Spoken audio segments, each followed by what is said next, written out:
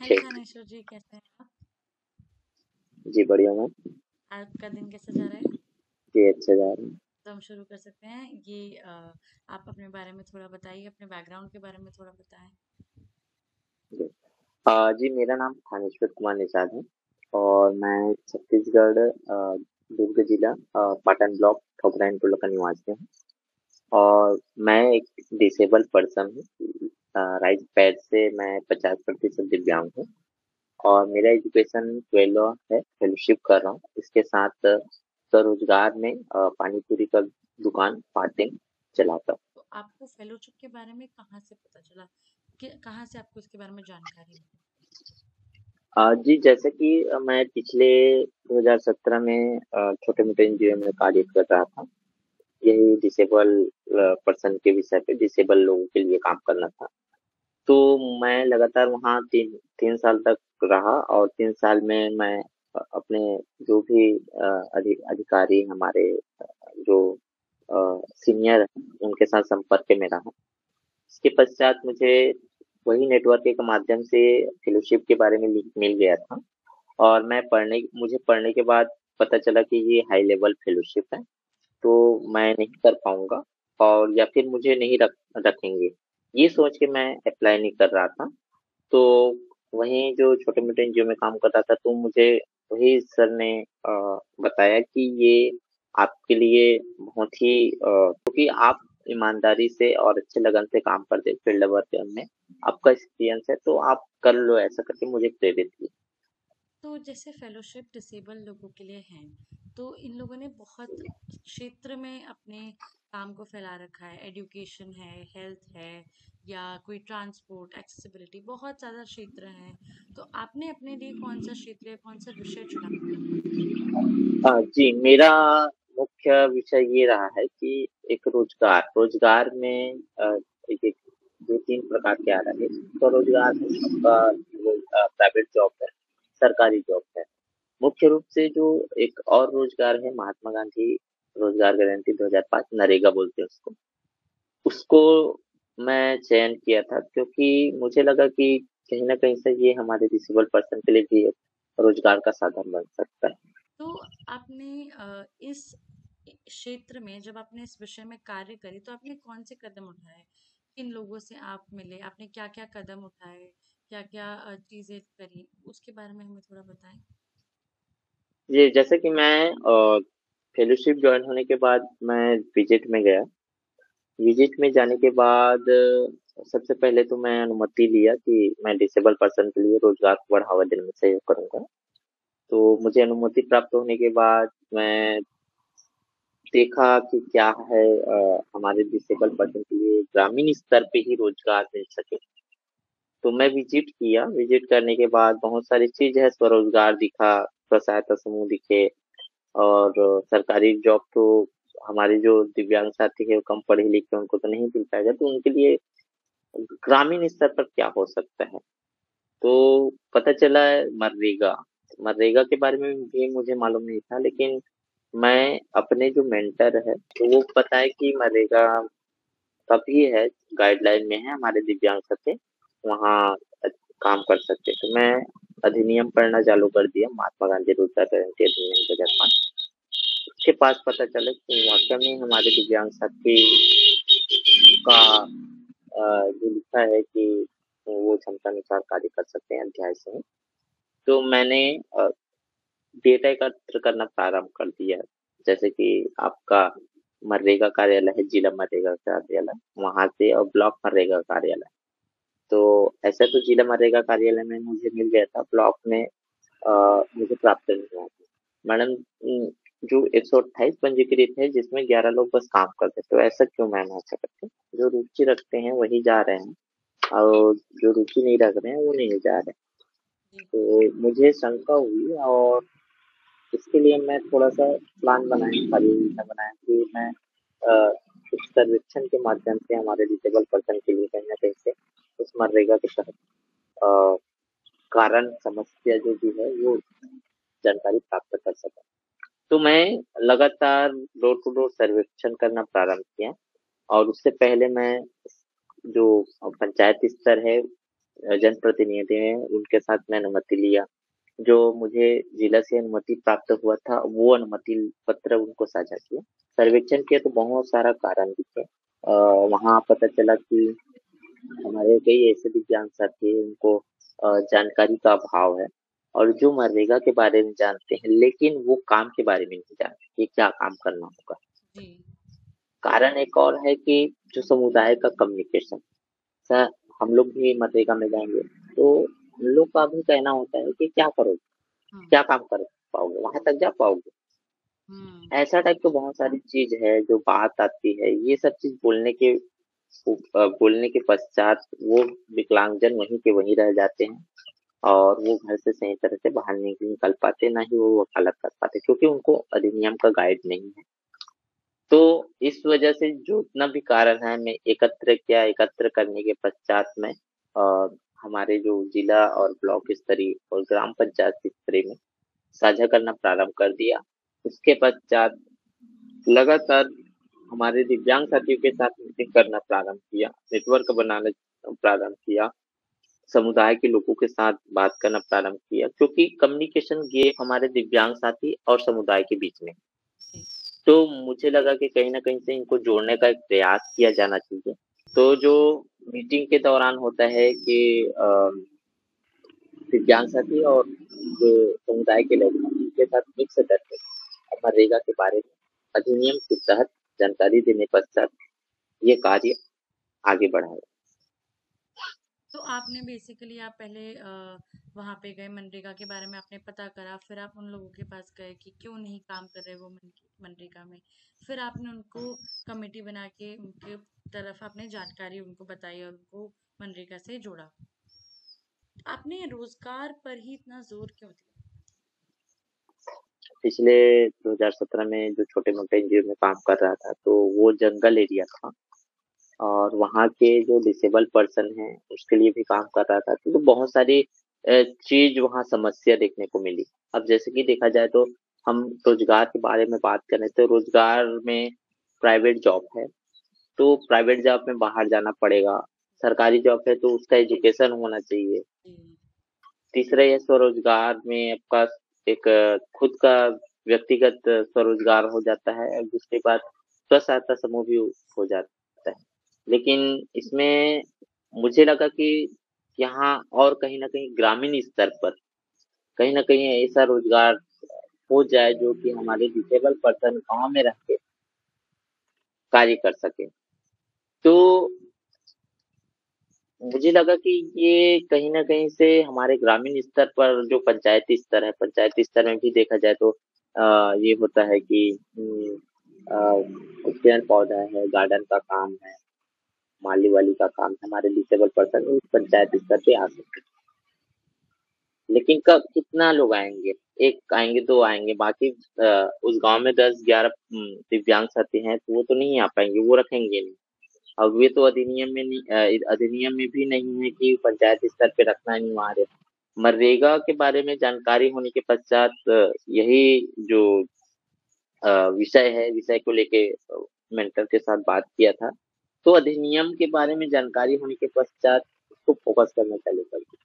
तो मेरा जो विषय इसीलिए चयन किया था कि मुझे ग्रामीण स्तर पर मेरा एक सोच था कि ज़मीनी स्तर जो भी बात करता हूँ, ज़मीनी स्तर का बात करता हूँ, तो ज़मीनी स्तर से ये मनरेगा जुड़े हुई चीज़ है और जुड़े हुए चीज़ ये भी है कि वो अधिनियम में लिखा हुआ है। जी, और अधिनियम में लिखा है तो इसको तो कहीं न कहीं से कोई गवर्नमेंट के जो ऑफिसर है या फिर कोई भी इसको नकार नहीं सकते। इसको जी। उस अधिनियम के तहत हमारे विकलांग साथियों को उसमें शामिल करवा सकते हैं। ऐसा करके इसके लिए प्रयास किया।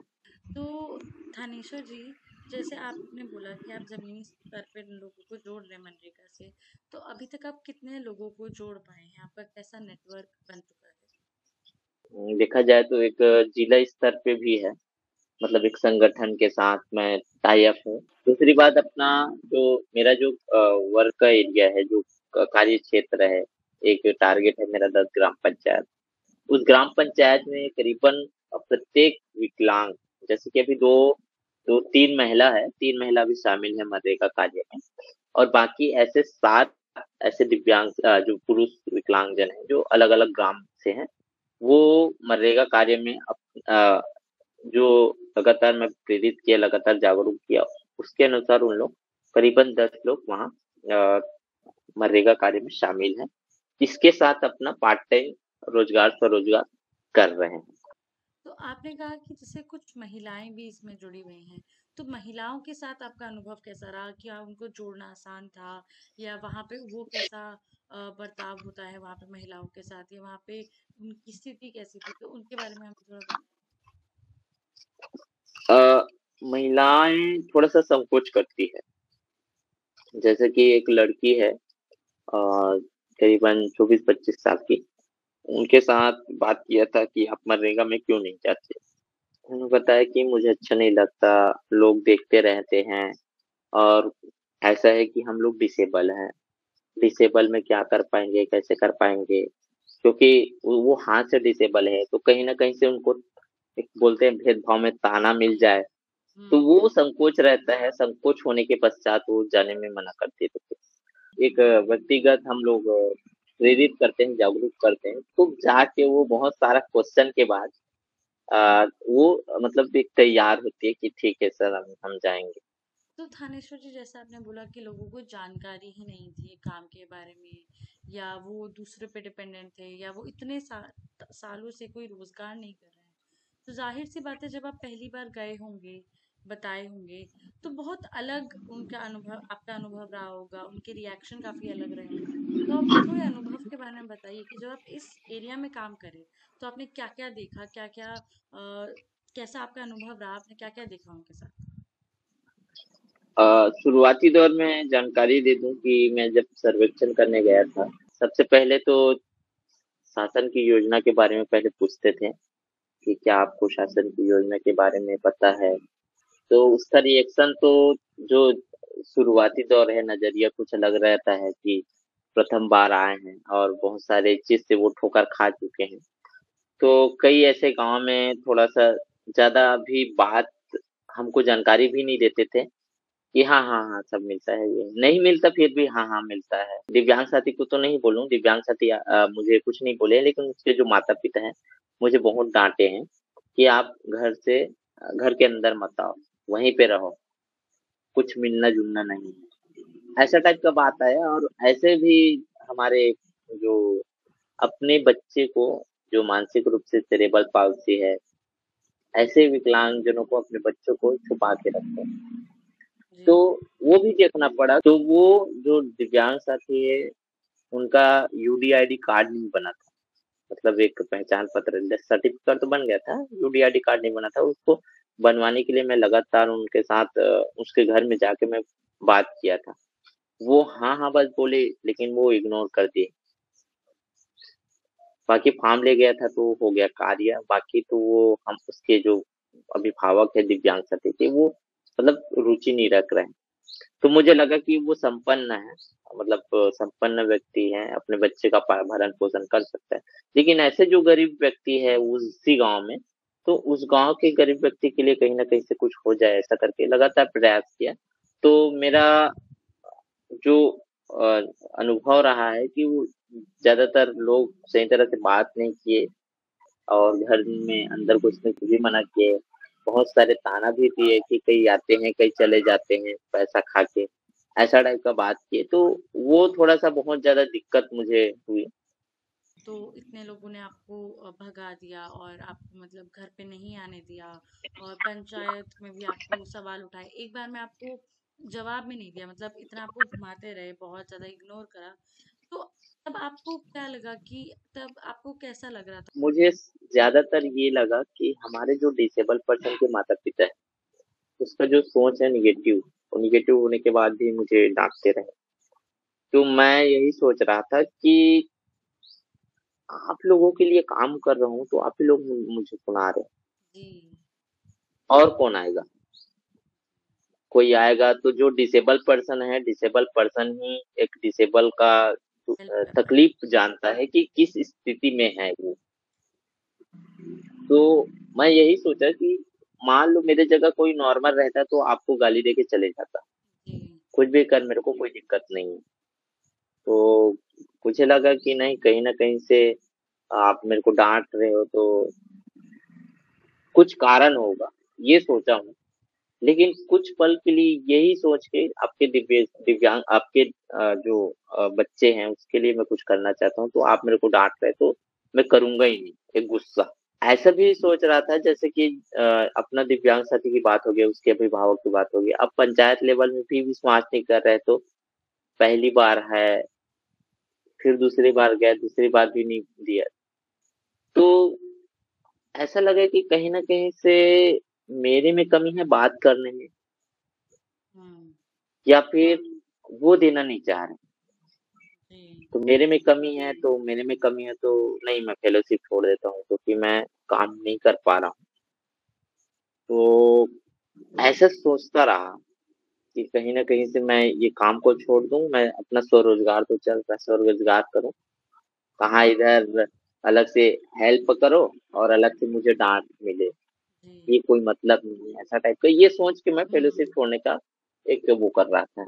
उसके पश्चात ये सोचने के बाद वही सोच रहा था कि जब मैं डिसेबल हूँ, मैं पिछले एनजीओ से एक सोच के आया था कि कहीं न कहीं से मुझे हमारे डिसेबल पर्सन के लिए कहीं न कहीं से एक ऑर्गनाइज़ेशन कोई ऑर्गनाइज़ेशन मिल जाए, तो मैं काम कर सकूँ और काम करूँ तो हमारे दिव्यांग साथी को किस प्रकार आगे बढ़ा सकूँ। ऐसा जो पॉज़िटिव ही सोचा, क्योंकि नेगेटिव तो बहुत ही सोचा, कुछ क्षण के लिए फेलोशिप छोड़ दूं, लेकिन कुछ क्षण के हुँ, लिए भी फेलोशिप नहीं आगे बढ़ाता हूँ, क्योंकि फेलोशिप मुझे ऐसी प्राप्त नहीं हुआ है, जी। मेरा शिक्षा के अनुसार प्राप्त नहीं हुआ है, क्योंकि मेरा जो भी काबिलियत है उनके तहत मुझे प्राप्त हुआ है, क्योंकि मैं मेरा अनुभव है कुछ, तो फेलोशिप मुझे ऐसी नहीं मिला है। ऐसा करके एक पॉजिटिव सोच के मैं फिर से लगातार वहाँ विजिट किया, और विजिट करने के पश्चात जो जहाँ डाँट रहे थे, जी। वहाँ ना जाके मैं दूसरे गाँव में जा जाकर पॉजिटिव जहाँ रिस्पॉन्स मिला, फिर पॉजिटिव के बाद फिर उसी गाँव में आया। तो लगातार आवागमन आवागमन हुआ। उसके पश्चात मुझे विश्वास करने लगे, लोग बताने लगे और लोग जुड़ने लगे और मीटिंग में शामिल होने लगे। तो थानेश्वर जी, अभी आपने कहा कि रुकना नहीं है, तो मतलब बहुत आगे अभी आपको काम करना है, तो अभी आपने आगे क्या सोचा है? आप आगे क्या करेंगे? मैं संगठन को भी इसी प्रकार आगे बढ़ाऊँगा, ये मेरा लक्ष्य है, और मैं संगठन के माध्यम से कार्य भी करना चाहता हूँ, अपने एडवोकेसी को और बढ़ाना चाहता हूँ। साथ में जो पर्सनल में समाज सेवा की ही बात है, क्योंकि मैं तो डिसेबल पर्सन के लिए ही काम करूँगा, एक मतलब सोच रखा हूँ जितनी ज़िंदगी भर। बाकी तो मेरा पार्ट टाइम अपना जो भी बिज़नेस, जो भी स्वरोज़गार रहेगा वो तो रहेगा, लेकिन हमारे डिसेबल पर्सन के लिए मैं लगातार प्रयास करूँगा। एक और था जैसे कि जो गोवा में गया था पर्पल फेस्ट, मुझे मिला था टॉपिक थिंक टैंक पर पैनलिस्ट में, वो राजनीति में दिव्यांगजनों के राजनीति में समावेशी। तो वहाँ जाके भी एक मतलब हौसला बढ़ा कि मैं अपने गांव में भी एक पंचायत प्रतिनिधि के पद पे भी आऊंगा, मतलब राजनीति में खड़ा होऊंगा। तो इन सब चीज़ों में आपने क्या सीखा? आपने अपने अंदर क्या चेंजेस देखे? कैसे आप अपने आप को एक बेहतर और अच्छे स्तर पे लेके गए? सबसे जो मुख्य बातें हैं सीखा, अपने आप में जो स्किल बढ़ा, झिझक झिझक महसूस हो रहा था वो कम। जी, दूसरा बात ये है कि समुदाय के साथ कनेक्ट हो, क्योंकि हम कितनों भी डांट खाए लेकिन हमको तो कनेक्ट करना ही करना है। वो मतलब सीखा कि जी, अपने आप को जो सहन शक्ति बोलते हैं ना, अपने आप में सहन शक्ति बना के रखना। जो अधिनियम है, जहाँ पे बोल दे, जैसे कि कोई भी व्यक्ति बोल दे कि इस अधिनियम में अध्याय इसमें ये लिखा है, तो मैं ये सोचता हूँ कि नहीं, उसको मैं पढ़ूंगा, क्या वो झूठ बोल रहे हैं, क्या वो सही बोल रहे हैं। मेरा अंदर का यही बात आता है, मैं यही सीखा हूँ कि नहीं, वो अधिनियम मुझे पढ़ना है कि या वाकई में ये सही बोल रहा है या फिर गलत बोल रहा है। तो ये सब चीज मतलब मुझे फेलोशिप में सीखने को मिली। जी, धन्यवाद धनेश्वर जी। आपसे आप एक्चुअली जी, आपने जितना सीखा उससे कहीं ज़्यादा हमने सीखा आपके जर्नी से, आपके आपने जो भी किया है। तो धन्यवाद हमारे साथ जुड़ने के लिए, हमें एक्चुअली बहुत कुछ सीखने को मिला। बहुत-बहुत धन्यवाद मैडम आपको भी।